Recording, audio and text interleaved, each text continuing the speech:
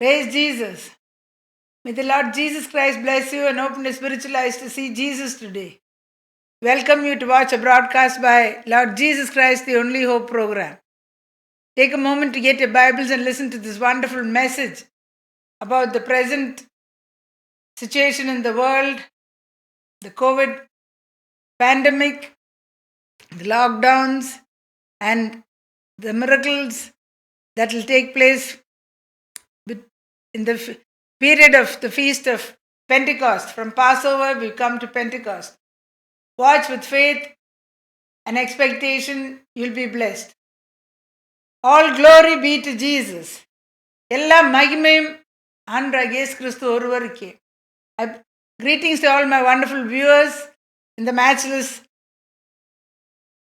the greatest name above all names of our Lord and Savior Jesus Christ. இந்த செய்தி கேட்டுக்கொண்டிருக்கிற ஒரு பரிசுத்தவான்களுக்கும் இந்த மேலான ஆண்டவராகிய இயேசு கிறிஸ்துவின் நாமத்தில் உங்களுக்கு வாழ்த்துக்களை தெரிவிக்கிறேன்.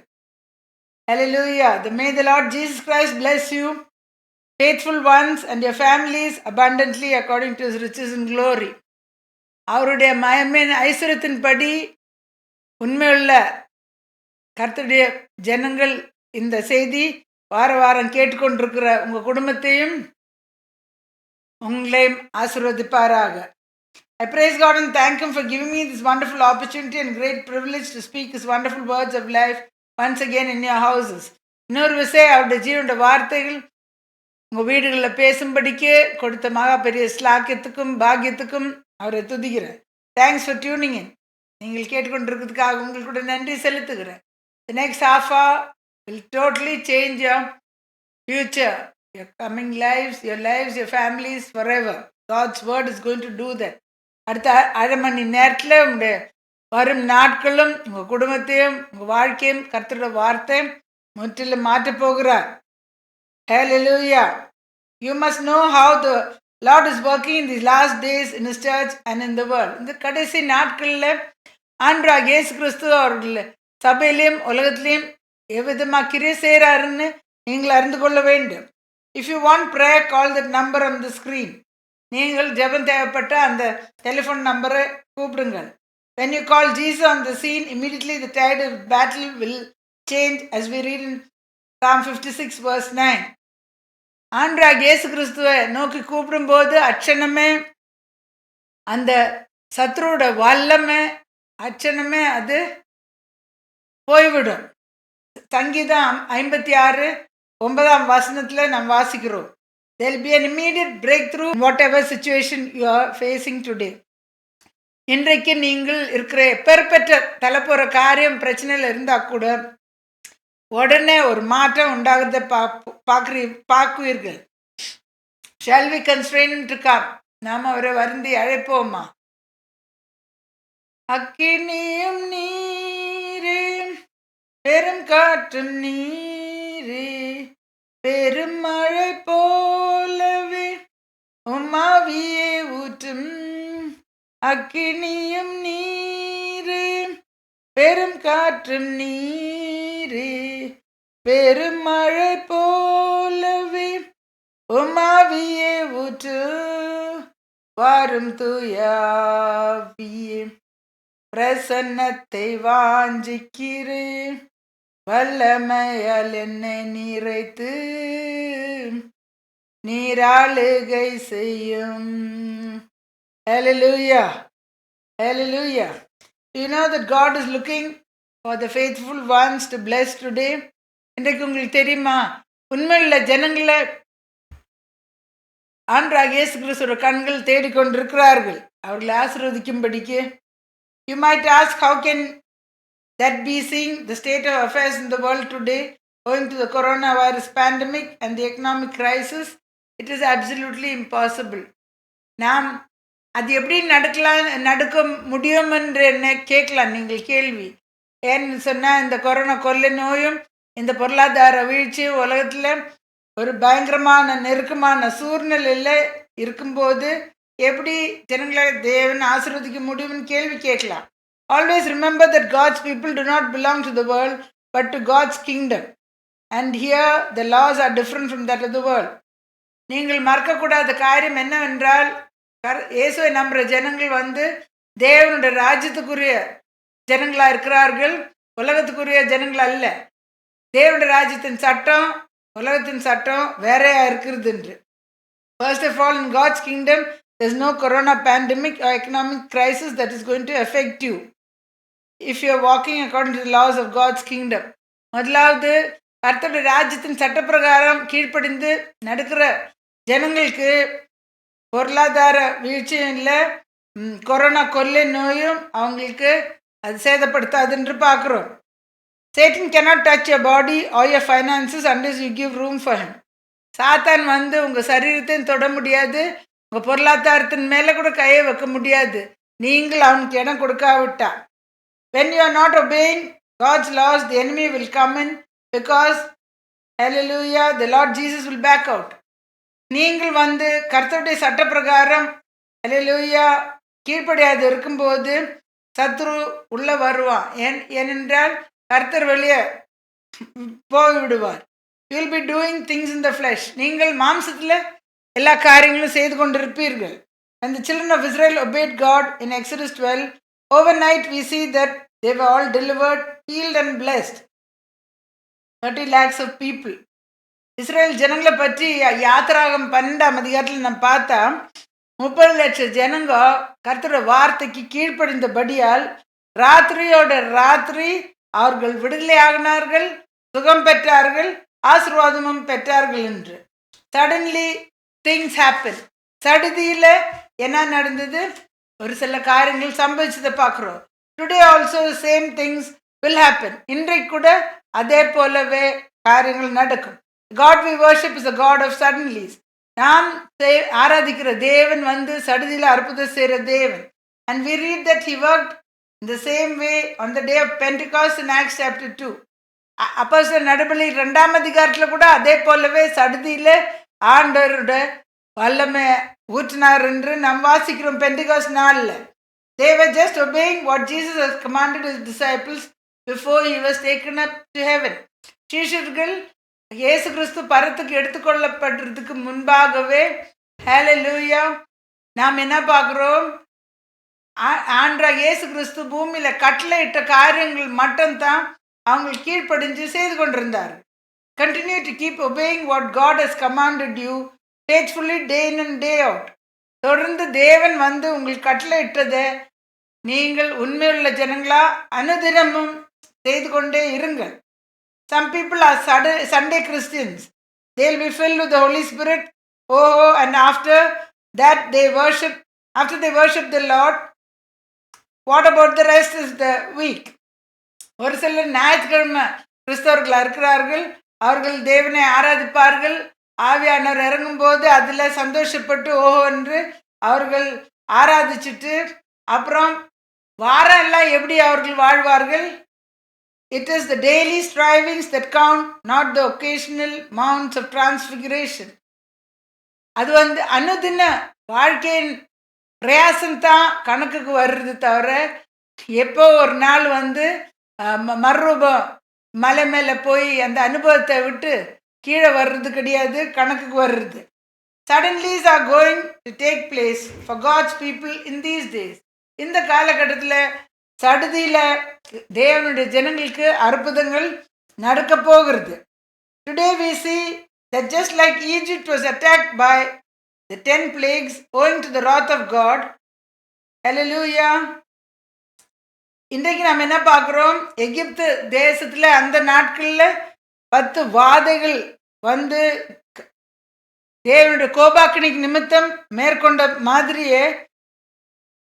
And all these things happen to God's people which we read in the book of Exodus.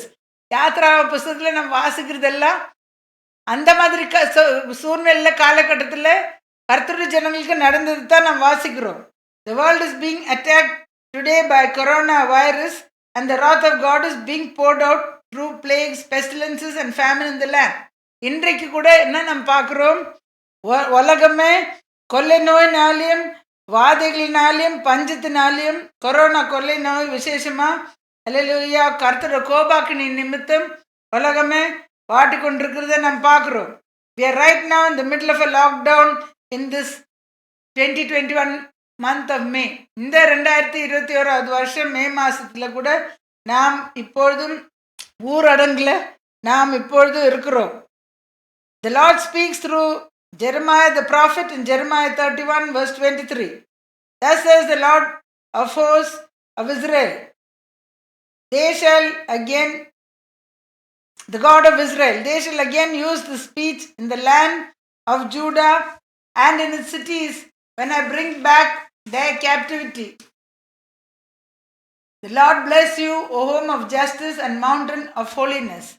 எரோமியா தீர்க்கதரிசி மூலமா கர்த்தர் பேசுறத 31ஆம் அதிகாரம் 23ஆம் வசனத்துல நாம் வாசிக்கிறோம். இஸ்ரவேலின் தேவனாகிய சேனைகளின் கர்த்தர் சொல்லுகிறது என்னவென்றால், நான் அவர்கள் சிறையிருப்பை திருப்பும் போது அவர்கள் நீதியின் வாசஸ்தலமே, பரிசுத்த பர்வதமே, கர்த்தர் உன்னை ஆசீர்வதிக்க கடவுதென்று வார்த்தையை யூதாவில் தேசத்திலும் அதன் பட்டணங்களிலும் சொல்லுவார்கள்.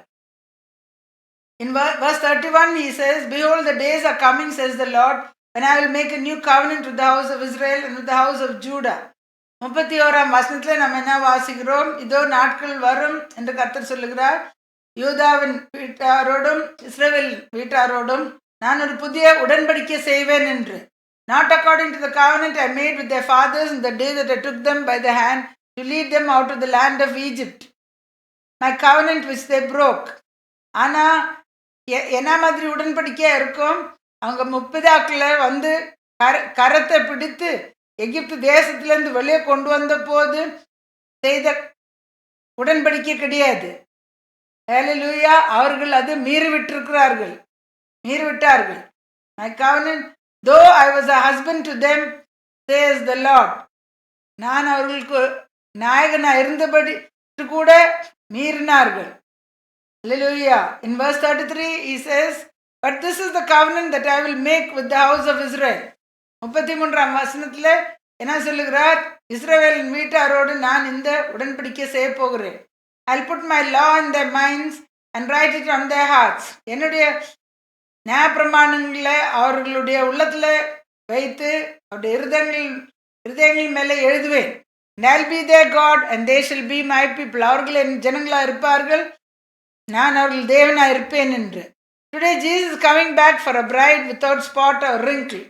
இன்றைக்கு ஆண்டவராகிய இயேசு கிறிஸ்து, ஹல்லேலூயா, கரைதரை இல்லாத மகிமையின் சபை மணவாட்டியை எடுக்க அவர் சீக்கிரமா வரப்போகிறார்.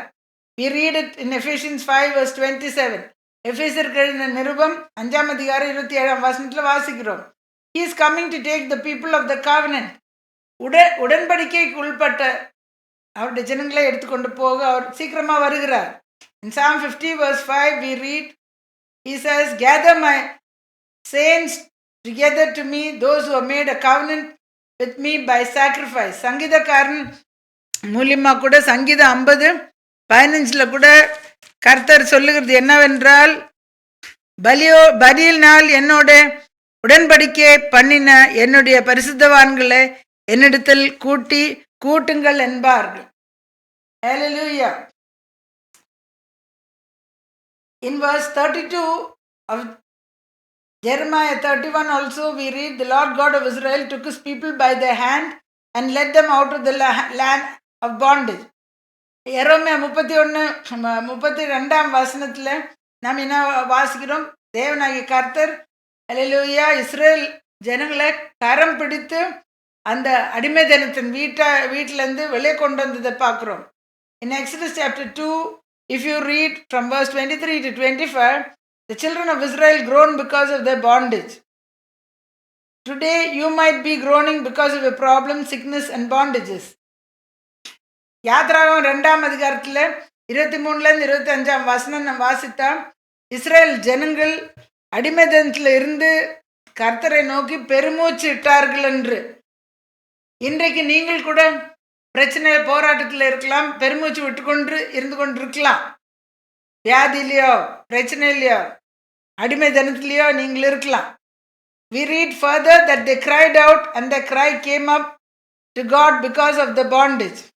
அது தொடர்ந்து அங்கே வசனம் வாசித்தா, ஏன்னா நாம் பார்க்கிறோம் அவர்கள் தேவனை நோக்கி 23ஆம் வசனத்திலே 2ஆம் அதிகாரம், இஸ்ரவேல் புத்திரர் அடிமை தினத்திலே தவித்து முறையிட்டு கொண்டிருந்தார்கள்.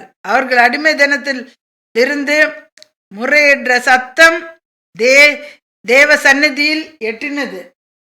Hallelujah. Their cry came up to God because of the bondage. Nothing to be worried about. Just cry out to Jesus and He will come the very instant and deliver you, however bad your situation is.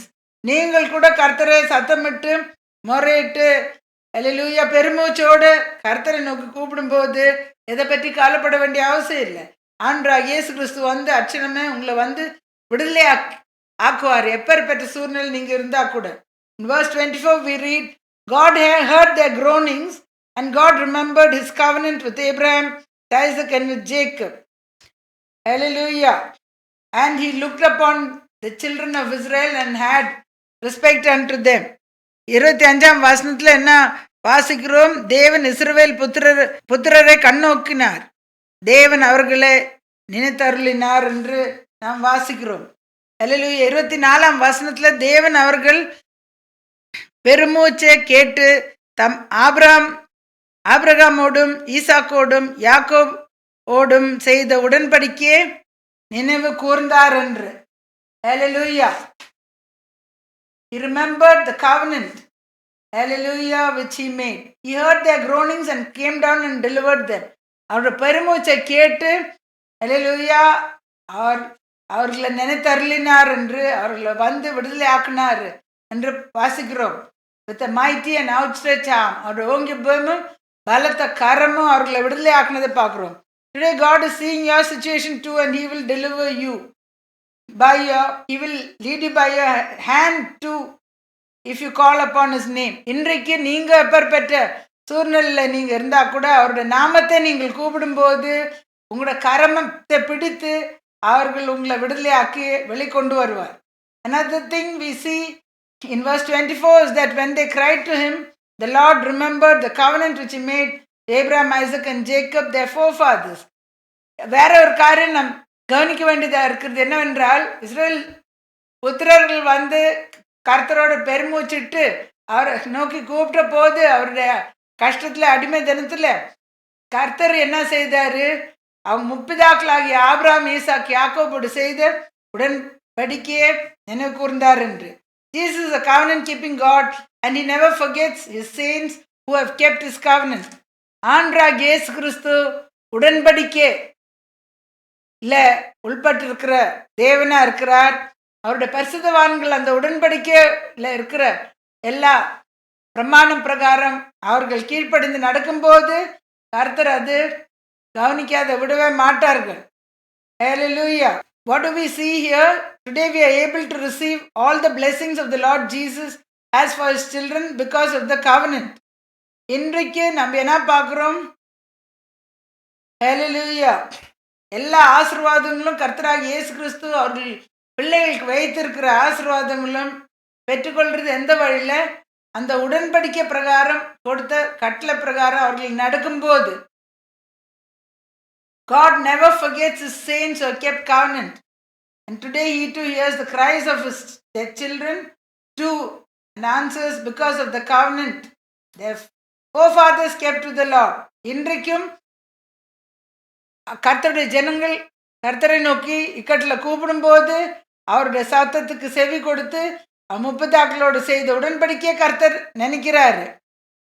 Not because of their righteousness, அவர்களின் நீதினாலே அல்ல, அவர்கள் ரொம்ப உண்மையா இருக்கிறாங்கன்னு இல்லை, முப்பதாக்களோடு செய்த உடன்படிக்கையை கர்த்தர் நினைத்து இன்றைக்கு நம்ம கூட விடுதலையாக்கி ஆசீர்வதிக்கிறார்.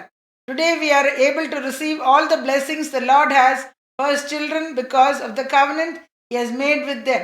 இன்றைக்கும் நாம் கர்த்தராகிய இயேசு நமக்கு வைத்திருக்கிற ஆசீர்வாதங்கள் எல்லாம் கூட அவருடைய பிள்ளைகளுக்கு வைத்திருக்கிறது எல்லாம் கூட பெற்றுக்கொள்றது அவருடைய உடன்படிக்கையின் நிமித்தம், அவர்களோடு செய்த உடன்படிக்கையின் நிமித்தமா தான் பெற்றுக்கொள்ள முடியும். The covenant which God made with the Israelites when He brought them out of Egypt. We read in Jeremiah We read already in Jeremiah 31 verse 32. எகிப்திலிருந்து அவர்களை வெளியே கொண்டு வந்த போது கர்த்தர் அவர்களோடு செய்த உடன்படிக்கை நிமித்தம் ஏற்கனவே நாம் வாசித்தோம் எரேமியா 31-32 வாசனத்தில். And we read that they broke it also and thousands of God's people were destroyed in the wilderness. அதை பற்றி கூட என்ன கர்த்தர் சொல்லுகிறார், அவர்கள் மீறி விட்டார்கள், அதனால ஆயிரமான ஜனங்க வனாந்திரத்தில் மரித்து போய்விட்டார்கள், அழிந்து போய்விட்டார்கள். We read about this in Hebrews 8 again, where Apostle Paul writes, if you read from verse 9. இதை பற்றி திருப்பி அப்போஸ்தலனாகிய பவுல் எபிரேயருக்கு எழுதின நிருபத்தில் 8ஆம் அதிகாரத்தில் அதை பற்றி திருப்பி எழுதுகிறார் 9ஆம் வசனத்திலிருந்து. What the Lord spoke through the prophet Jeremiah, that he is going to make a new covenant with his people. எரேமியா தீர்க்கதரிசி மூலமா பேசினது அவருடைய ஜனங்களோடு இந்த காலகட்டத்தில் ஒரு புதிய உடன்படிக்கையை செய்ய போறார்கள் என்று. He will put his laws in their minds and write them on their hearts. I'll be their God and they shall be my people. நான் அவருடைய இருதயத்தில் என்னுடைய பிரமாணங்களை எழுதி அவருடைய உள்ளத்தில் என்னுடைய நியமங்களை போடுவேன் என்று நான் அவர்களுக்கு தேவனாக இருப்பேன், அவர்கள் என் ஜனங்களாக இருப்பார்கள் என்று. In Hebrews 9 verse 15 we read that Jesus Christ is the mediator of the new covenant by means of death for the redemption of the transgressions under the first covenant, that those who are called may receive the promise of eternal inheritance. இங்கே எபிரேயருக்கு எழுதின நிருபம் 9ஆம் அதிகாரம் 15ஆம் வசனத்தில் கூட நாம் வாசிக்கிறோம். ஆகையால் முதலாம் உடன்படிக்கையின் காலத்திலே நடந்த அக்கிரமங்களை நிவர்த்தி செய்யும் பொருட்டு அவர் மரணம் அடைந்து அழிக்கப்பட்டவர்களின் வாக்குத்தத்தம் பண்ணப்பட்ட நித்திய சுதந்திரத்தை அடைந்து கொள்ளுவதற்கு புது உடன்படிக்கையின் மத்தியஸ்தராயிருக்கிறார். Hallelujah. Hallelujah. The Lord Jesus Christ has shed his precious blood for us today over 2000 years ago to provide remission for man's sins through his death on the cross. ஆண்டவராகிய இயேசு கிறிஸ்து 2000 வருஷத்துக்கு முன்பாக அவர் மனுஷனுக்கு பாவ பரிகாரம் பெற்றுக்கொள்ளும்படிக்கு சிலுவையில் மரித்து ரத்தம் சிந்தி இருக்கிறார், விலையேறப்பெற்ற மாசற்ற ரத்தம் சிந்தி இருக்கிறார், அந்த சிலுவையில் மரித்த மரண நிமித்தம். Hallelujah. What is your life like today? இன்றைக்கு உங்க வாழ்க்கை எப்படி இருக்குது? This is the time and season for you to search your life, how it is before the Creator, the Almighty God. இன்றைக்கு இந்த காலகட்டம் கூட, இந்த ஊரடங்கு இந்த காலகட்டத்தில் கூட என்னத்துக்கு சந்தர்ப்பமாக இருக்குது, தேவனுக்கு முன்பாக உங்கள் வாழ்க்கை எப்படி இருக்குதுன்னு உயிர்த்தாராய்ந்து சோதித்து பார்க்குற காலகட்டத்தில் இருக்கிறோம். Have your sins been washed through immersion baptism in Jesus' name? உங்கள் பாவங்கள் முழுக்க ஞானஸ்தானம், கிறிஸ்தவத்தில் உள்ள முழுக்க ஞானஸ்தானத்தின் பிரகாரம் இயேசு கிறிஸ்து நாமத்தில் பாவம் நீங்கள் கழுவப்பட்ட நிச்சயத்தை பெற்றுக்கொண்டிருக்கிறீர்களா? As 3000 people did in Acts chapter 2 verse 38-42. 3000 பேர்கள் அப்போஸ்தலர் 2ஆம் அதிகாரத்தில் 38ஆம் வசனம் 42ஆம் வசனம் வரைக்கும் 3000 பேர்கள் பெற்ற பிரகாரம் நீங்கள் பெற்றிருக்கிறீர்களா? If not, better do so immediately, otherwise you will not be able to go to heaven. நீங்கள் அது செய்யாது இருந்தால் உடனே நீங்கள் அப்படி அந்த முழுக்க ஞானஸ்தானம் இயேசு கிறிஸ்து நாமத்தில் எடுக்க வேண்டும். ஏனென்றால் இல்லவென்றால் நீங்கள் பரலோகத்துக்கு போக முடியாது. Why do you want to spend your eternity in hellfire? நித்திய நரகத்தில் எரியல நரகத்தில் ஏன் உங்கள் நித்தியத்தை நீங்கள் செலவு செய்கிறதுக்கு விரும்புகிறீர்கள்? Hallelujah. Through all these lockdowns, Jesus wants to give man one more chance to consider his life and obtain forgiveness of sins. இந்த ஊரடங்கும் இந்த கொள்ளை நோயும் இந்த வாதை இந்த பிரச்சனைகள் எல்லாம் போராட்டங்கள் வழியில் மனுஷனை உட்கார வச்சு இன்னொரு சந்தர்ப்பத்தை மனுஷன் பரலோகத்துக்கு போகும்படிக்கு கொடுக்கும்படிக்க பாவ மன்னிப்பு பெற்றுக்கொள்ள பாவத்துக்கு கொடுக்கும்படிக்கு தான் இந்த காரியங்கள் எல்லாம் சம்பவிக்கிறது. If you have taken baptism in any other name, better take again in Jesus name. வேற எந்த நாமத்தில் கூட நீங்கள் ஞானசனம் எடுத்திருந்தா திருப்பி நீங்கள் இயேசு கிறிஸ்து நாமத்தில் எடுக்க வேண்டும். Because that is the name given to wash man's sins according to Matthew 1:21.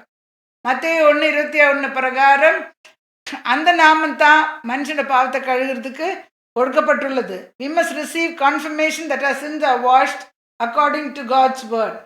நமக்கு தேவனுடைய வார்த்தை பிரகாரம் நம் பாவம் கழுவப்பட்டுள்ளது என்று நமக்கு நிச்சயம் வேணும். கர்த்தருடைய வார்த்தை பிரகாரம். If you are a believer already or serving in the other offices in the ministry, then these days you have to be in continuous state of repentance. நீங்கள் ஏற்கனவே ஞானசனம் எடுத்து ஆண்டரை ஒரு விசுவாசியாக இருக்கிறீர்களா என்றால், இல்லை என்றால் ஊழியத்தில் கூட நீங்கள் பங்கு பெற்று கொண்டிருந்தா, நீங்கள் இந்த நாட்களில் என்ன செய்ய வேண்டும் என்றால், தொடர்ந்து நாம் மன்னிப்பு ஆண்டர்கிட்ட கேட்டுக்கொண்டே இருக்கணும். அந்த நிலவரத்தில் நம் இருக்க வேண்டும். Unconfessed sins can cause a lot of trouble and obstacles in our lives. நம்முடைய வாழ்க்கையில் அறிக்கையிடாத பாவங்கள் இருந்தால் கூட, மன்னிக்காத இருந்தால் கூட தடைகளும் பிரச்சனைகளும் கொண்டு வரும் நம்ம வாழ்க்கையில். In 2 Chronicles 7:14 it says, if my people who are called by my name will humble themselves and pray and seek my face and turn from their wicked ways, then I will hear from heaven, I will forgive their sin and heal their land. 2 நாளாக 7:14 நம்ம என்ன வாசிக்கிறோம்? கர்த்தர் சொல்லுகிறார், என் நாமம் தரிக்கப்பட்ட என் ஜனங்கள் அல்லேலூயா தங்களை தாழ்த்தி என்னை நோக்கி ஜெபிக்கும் போது, என் முகத்தை தேடும் போது, அவங்க பொல்லாத வழியை விட்டு திரும்பும் போது, நான் பரலோகத்தில் இருந்து கேட்டு அவளை மன்னித்து அல்லேலூயா தேசத்துக்கே க்ஷேமத்தை கொடுப்பேன் என்று. This is for God's people. இது கர்த்தரை நம்புகிற ஜனங்களுக்காக கொடுக்கப்பட்ட வசனம். First become his people called by his name. முதலாவது நீங்கள் அவர் நாமம் தரிக்கப்பட்ட ஜனங்களாக மாற வேண்டும். How can you become that? by taking baptism in Jesus name. இயேசு கிறிஸ்து நாமத்தில் ஞானசனம் எடுக்கும்போது தான் அவர் நாமம் தரிக்கப்பட்ட ஜனங்களை அழைக்கப்பட முடியும். Then you repent and pray and seek God for your healing.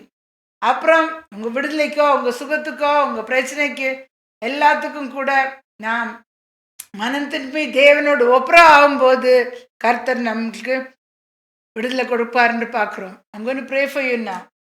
இஸ்ரவேலின் ஜனங்கள் துதிகள் வாசம் செய்கிற மகா பரிசுத்த தேவனே, நன்றியோடு துதிக்கிறோம், மகிமைப்படுத்துகிறோம், போற்றுகிறோம். கர்த்தாவே, இப்பொழுது இந்த செய்தி கேட்டுக்கொண்டு ஒரு மேலேயும் நம்முடைய ஆவியை ஊற்றும். இந்த நாட்களில் கர்த்தாவே உணர்வுள்ள ஆவியை நம்முடைய இஸ்ரவேல் ஜனங்கள் கொடுத்தீரே. அல்லேலூயா. அந்த ஆவியை கர்த்தாவே சுகமாக்கும் வல்லமே கர்த்தாவே நீர் நம்முடைய ஜனங்கள் மேலே ஊற்று. கர்த்தாவே, எல்லா வியாதி பலவீனம் எல்லா கட்டிலேருந்தும் விடுதலை ஆக்க வேணுமா ஜெபிக்கிறேன். இந்த செய்தி கேட்டுக்கொண்டிருக்க ஒருத்தர் மேலேயும் நம்முடைய ஆசீர்வாதம் அவங்க குடும்பத்திலையும் அவங்க வாழ்க்கையிலையும் கர்த்தாவை நிறைவேற வேணுமா ஜெபிக்கிற. கர்த்தாவே அல்லேலூயா, நீர் அற்புதம் செய்கிற தேவன். அவங்க குறையெல்லாம் நீ நிறைவாக்கும். உம்மால் எல்லாம் கூடும். இயேசு கிறிஸ்து நல்ல நாமத்தில் ஜெபிக்கிறேன் நல்ல பிதாவே. Dear Lord Jesus, I commit each and everyone listening to this message. Pour out your spirit upon all of them, Father. Your spirit of deliverance, your spirit of healing, your spirit, a good spirit which led the Israelites in the wilderness. Father, you given for us today. I pray that you pour it out and set them captives free, Father. Whatever they're desiring, you can do, Father. Whatever is blocking their blessing, you reveal to them. Let your blessing be in each every family, Father. Your name be glorified. In Jesus' precious name I pray with thanksgiving. இந்த செய்தி உங்களுக்கு ஆசீர்வாதமாக இருந்தால் நீங்கள் அந்த முகரிக்கு நீங்கள் தொடர்பு கொள்ளுங்கள். இந்த ஊழியத்தை தாங்க விரும்பினால் நீங்கள் உங்கள் காணிக்கையில் விசேஷமாக இந்த நாட்களில் நீங்கள் ஊழியத்தை தாங்கள். இந்த கடைசி நாட்களோட அறுவடை நீங்கள் தாங்கள். கர்த்தர் இந்த ஊழியத்தின் ஆசீர்வாதத்தின் பங்கு உங்கள் வீட்டுக்கு உங்களுக்கு அனுப்பி தருவார்கள். If this message is a blessing to you, contact us by phone. Your testimony is a blessing to many. If you want to support this ministry, send your put your offerings in the bank account number or in the Google Pay number. Especially in this time of famine and economic crisis, when you give to God in your lack, the Lord is able to multiply it back to you. In the blessing of this ministry will be multiplied to you and your families. தனிப்பட்ட முறையில் ஜெபம் தேவைப்பட்டால் வெள்ளிக்கிழமை காலையில் 10லேருந்து 2 வரைக்கும் அதை முகவரியில் உங்கள் டெலிஃபோன் நம்பரில் டெலிஃபோன் பண்ணி ஜெபங்கள் ஏறெடுக்கப்படும். வந்து உங்கள் விடுதலை பெற்றுக்கொள்ளும். If you want individual prayers, Friday morning 10 to 2, individual prayers will be made for your deliverance. Contact us by phone and come and receive your deliverance. Till we meet again, do not forget Jesus Christ is Lord. May the Lord bless you.